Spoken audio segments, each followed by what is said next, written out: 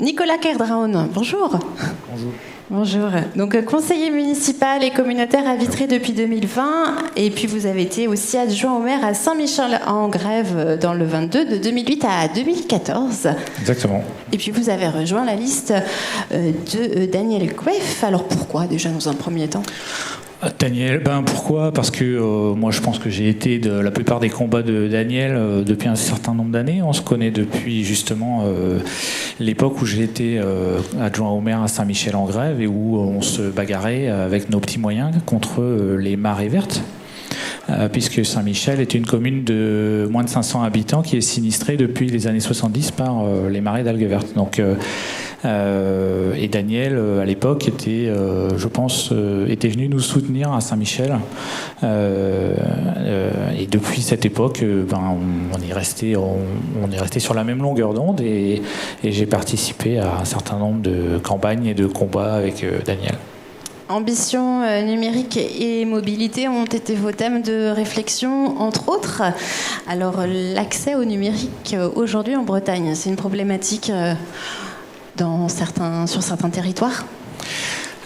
Oui, l'accès au numérique, c'est un problème dans certains territoires. Alors, la Bretagne s'est lancée en 2010 dans un projet très ambitieux qui visait à couvrir 100% des logements bretons en fibre optique.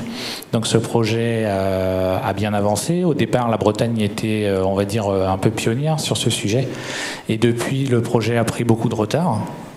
Donc l'objectif de notre futur mandat, lorsqu'on sera élu, ça sera de remettre ce projet sur les rails et d'atteindre les objectifs qui sont fixés, c'est-à-dire 100% de fibre optique en Bretagne à horizon 2026, ce qui sera compliqué, mais c'est un objectif qu'il faudra tenir, qu'il faut garder et qu'il faudra tenir parce que beaucoup de Bretons et de Bretonnes attendent d'avoir un accès correct au numérique et au débit, sont très mal desservis.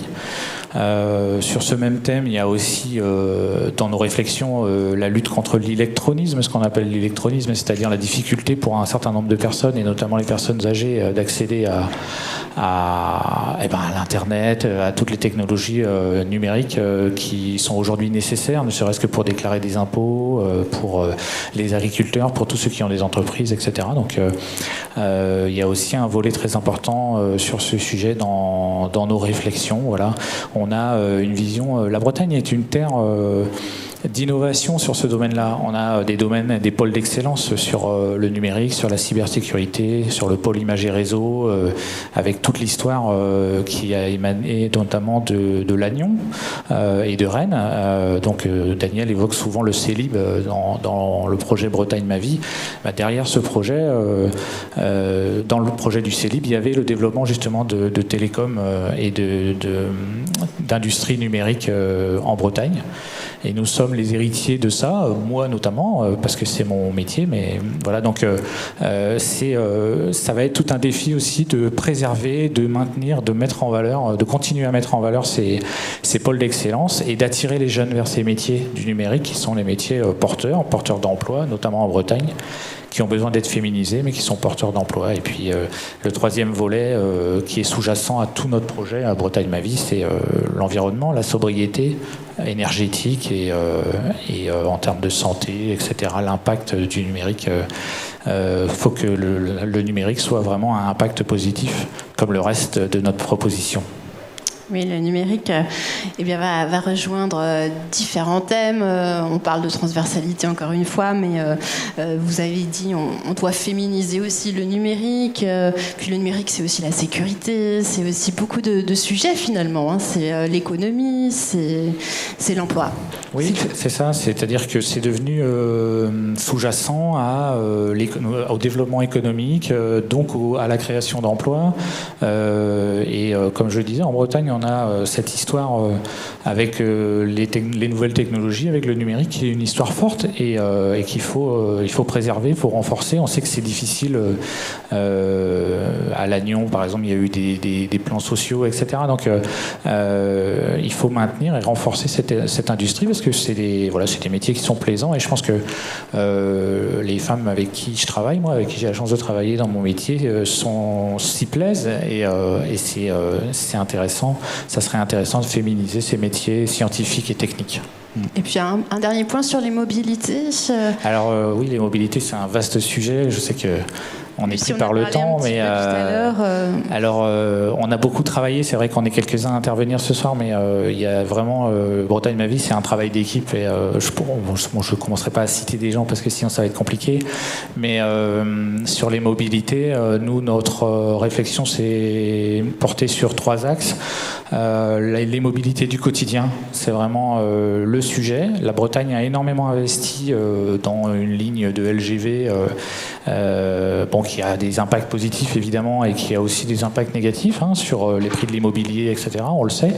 Nous, on souhaite s'orienter et se concentrer surtout sur les mobilités du quotidien, notamment en renforçant des lignes de TER, en recréant là où il devrait y en avoir depuis longtemps. On parle de Saint-Brieuc-Auray, Vannes depuis des années.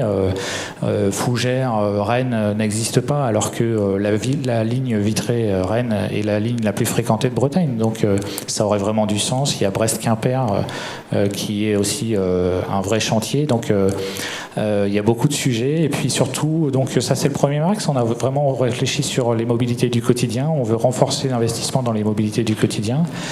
On veut renforcer sur un deuxième axe l'intermodalité et l'interconnexion, c'est-à-dire que on souhaite que on trouve énormément de services dans les gares et que les gens puissent aller en vélo à la gare, prendre le train pour aller jusqu'à une ville et puis ensuite prendre un bus ou finir à pied, etc. Et travailler vraiment sur cette interconnexion et cette intermodalité, mais pas seulement dans les grandes villes, sur l'ensemble du territoire breton, et notamment évidemment desservir aussi le centre Bretagne, qui est aujourd'hui le parent pauvre. On en parlait tout à l'heure.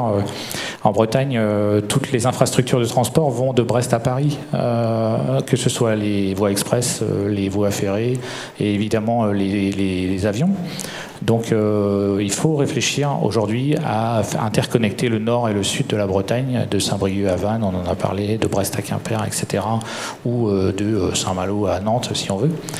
Et voilà, donc on a beaucoup réfléchi sur tous ces sujets. On a aussi des réflexions autour des aéroports bretons. Il y a 11 aéroports en Bretagne. Et nous, on souhaite que chaque aéroport puisse faire l'objet d'un projet, un projet qui lui soit propre, et où il n'y aurait pas de perte d'emploi. Parce que voilà, il y a l'impératif écologique qui est sous-jacent à notre réflexion, dans tous les domaines et dans celui-là en particulier. Mais sur les aéroports bretons, nous, notre objectif, c'est d'avoir un projet pour chaque aéroport pour que les emplois soient préservés.